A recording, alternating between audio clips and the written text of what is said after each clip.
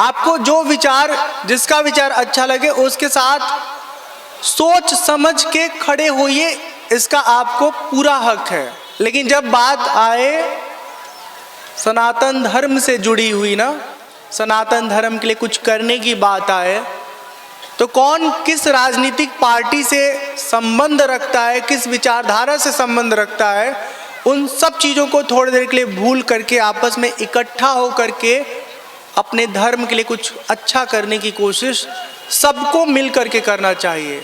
एक BBC news portal है, समाचार एजेंसी है। पुराने जमाना में रेडियो में जो खबर आती थी ना, बीबीसी द्वारा सुनाई जाने वाली, वो बहुत विश्वसनीय खबर होती है।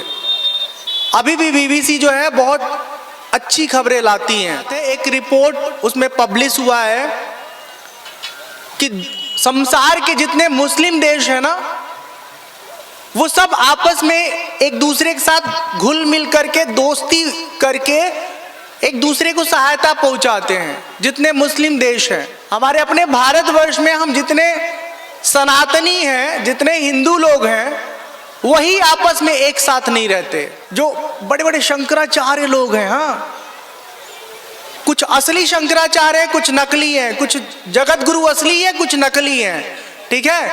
उस सब आपस में एकजुट होकर के कुछ करें, ऐसा कोई प्रयास हमारे वहां नहीं दिखता है। एक शंकराचार्य दूसरे को स्वीकार ही नहीं करता है, कहता तुम नकली हो, हम असली हैं। ये बहुत बहुत यथार्थ बात हम आपको बता रहे हैं।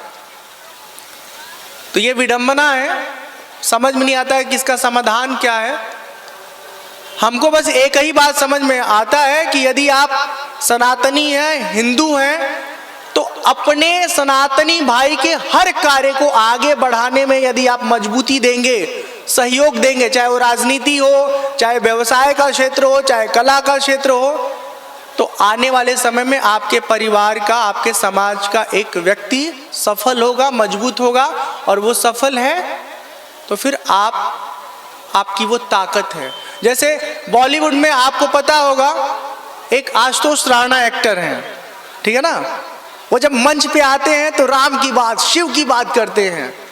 तो उनकी वजह से एक बात तो अच्छी है ना कि जहां उल्टी पुल्टी चीजें हमेशा दिखाई जाती हैं, वहां एक बढ़िया एक्टर अपने योग्यता के कारण सनातन धर्म को भी किसी न किसी रूप में सबके सामने पेश करता रहता है। और नई पीढ़ी, आज की जो नई पीढ़ी है, वो बाबा लोगों से बहुत अट्रैक्ट नहीं होता।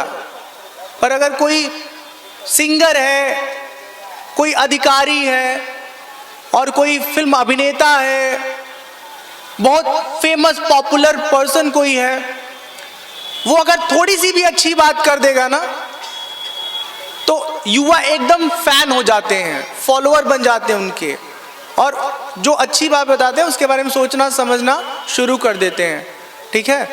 तो मेरा सिर्फ ये कहना है कि समाज के अलग अलग क्षेत्र में, अलग अलग विषयों में आपके बीच का, हमारे बीच का जो कोई अच्छा काम करे, उसको खूब आगे बढ़ाइए, ठीक है, खूब आगे बढ़ाइए। इसी के साथ इस विषय को हम लोग यहाँ पे विराम देते हैं। आज 8वां दिन है, आप हमें सुन रहे हैं, आपने कहीं ना कहीं महसूस किया होगा, पिछले 8 दिन में हमने किसी भी राजनीतिक दल पर, किसी भी राजनेता पर, किसी भी ढंग से थोड़ा बहुत भी हम कोई भी राजनीतिक बातचीत यहाँ से नहीं किए, नहीं सुनाए आपको। हम भैया यहाँ कथा सुनाए, राम जी के जीवन को सुनाने आए हैं। आध्यात्म की कुछ बातें हमें मालूम है, वो बताने आपको आए हैं।